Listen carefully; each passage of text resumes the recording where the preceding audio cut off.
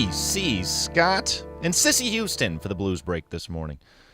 Starkville, picture this. So we have citizens, right?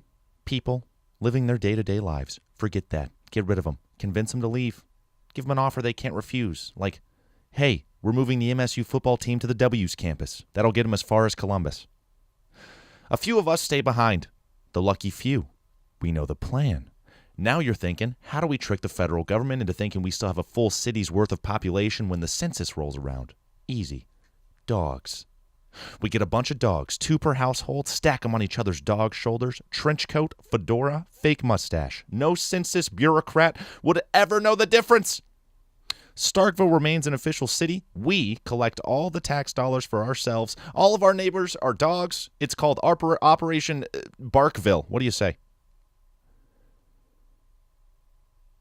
That's the pitch I gave to Starkville's Board of Aldermen this past weekend when they asked how we could solve improper regulation of city wealth. I got 60% of the vote, but it was the 60% that voted against the Pride Parade last year, so I didn't count those. The Board of Aldermen, you're probably familiar. It's the governing body here in Starkville, Mississippi. From the name alone, it's pretty easy to tell that the system's kind of dated. After all, Board of Aldermen sounds like a league of supervillains from Lord of the Rings. But the good news is that they're self-aware enough to know that they have issues in deliberation sometimes. So when they hit a real roadblock, they call me, Brock St. Clair, host of radio's #1 cooking program, Cooking with Brock, and freelance politician. And this past weekend, it was revealed to me that the aldermen were having trouble with funding. I suggested emptying the town and replacing its citizens with household pets so we could split the tax dollars 9 ways. And as I've revealed to you, only the homophobes were into it. I asked if it would be different if we did it with cats, and they said yes, it would be worse. Well, that's really all I had planned for this pitch, I said to the board. What's the issue with the budget anyway? Well, said the Board of Aldermen in unison. They always speak in unison and in a low monotone voice. We're short a couple $100,000 that we were going to use to get all Starkville children living below the poverty line the proper tools and supplies necessary to go to school and get a good education that would likely result in a better life for them, their children, and so on for generations to come. Aw, I said. Well, where'd that money go? Football. Went to football? Yes, the board chanted.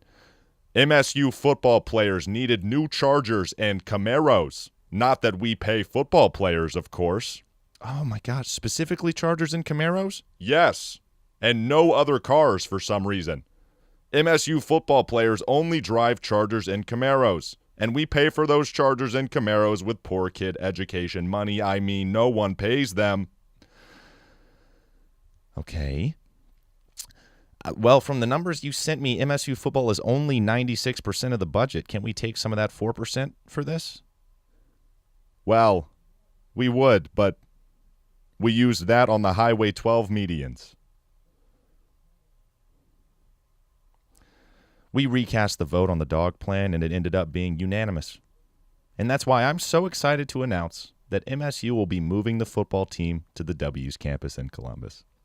And to announce that this Sunday from 6 p.m. to midnight is the Juke, as you might be aware. The Juke, of course. Blues music. 6 hours. Pure, uncut blues right here on WMSV. You don't want to miss this, folks. It's blues music that reminds you to go to the MSU Texas A&M game this Saturday, October 27th, so we don't go broke. I've got Dean Lewis up next. It's Be All Right. It's a command. Do it. Be all right today. Just be all right. Hey, I'm Brock St. Clair. It's Cooking with Brock. Only here, WMSV. Sticking it to him, one blues break at a time, right? I ain't answer nobody no how, Bronson. I'm here to rile some feathers. I hope I get calls.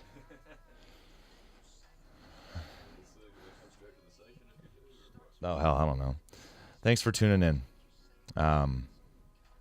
If you got any subject matter for future episodes of the Blues Break, please leave it in the comments below. Thank you so much for your continued support.